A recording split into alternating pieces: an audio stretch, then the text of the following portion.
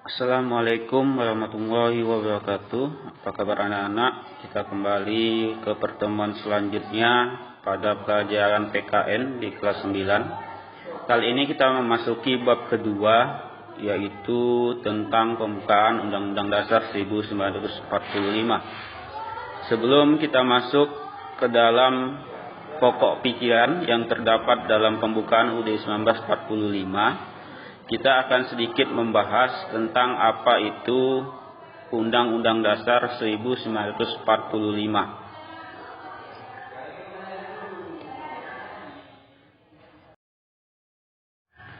Undang-Undang Dasar 1945 Negara Kesatuan Republik Indonesia merupakan konstitusi negara Indonesia. Jadi setiap negara wajib mempunyai konstitusi karena ini merupakan salah satu syarat berdirinya sebuah negara. UUD 1945 disahkan pada tanggal 18 Agustus 1945. Sampai saat ini, UUD 1945 telah mengalami 4 kali amandemen atau 4 kali perubahan, yaitu tahun 1999, tahun 2000, 2001, dan 2002. Jadi yang berlaku saat ini adalah amandemen ke-4. Anak-anak, Undang-Undang Dasar Negara Republik Indonesia tahun 1945 merupakan sebuah dasar hukum selain dari Pancasila.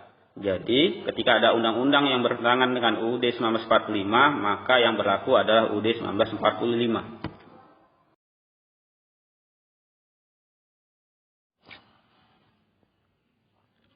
Undang-Undang Dasar 1945 hanya ada satu di Indonesia.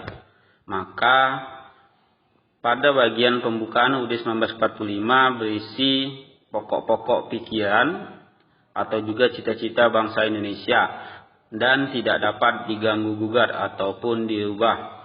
Jika dalam isi, maka dapat diamandemen. Jadi bagian pembukaan UUD 1945 adalah hal yang sangat penting bagi keberlangsungan bangsa Indonesia. Pembukaan UUD 1945 terdiri dari 4 alinea. Jadi setiap alinea mempunyai pokok-pokok pikiran yang berbeda. Maka pada video yang akan datang kita akan membahas tentang pokok-pokok pikiran dari setiap alineanya. Simak video ini. Undang-Undang Dasar Negara Republik Indonesia tahun 1945. Pembukaan bahwa sesungguhnya kemerdekaan itu ialah hak segala bangsa, dan oleh sebab itu maka penjajahan di atas dunia harus dihapuskan karena tidak sesuai dengan pri kemanusiaan dan pri keadilan. Dan perjuangan pergerakan kemerdekaan Indonesia telah sampailah kepada saat yang berbahagia dengan selamat sentosa mengantarkan rakyat Indonesia ke depan pintu gerbang kemerdekaan negara Indonesia yang merdeka, bersatu, berdaulat, adil dan makmur. Atas berkat rahmat Allah yang Maha Kuasa dan dengan didorongkan oleh keinginan luhur supaya berkehidupan kebangsaan yang bebas, maka rakyat Indonesia menyatakan dengan ini kemerdekaannya. Kemudian daripada itu, untuk membentuk suatu pemerintah negara Indonesia yang melindungi segenap bangsa Indonesia dan seluruh tumpah darah Indonesia, dan untuk memajukan kesejahteraan umum, mencerdaskan kehidupan bangsa, dan ikut melaksanakan ketertiban dunia yang berdasarkan kemerdekaan, perdamaian abadi, dan keadilan sosial.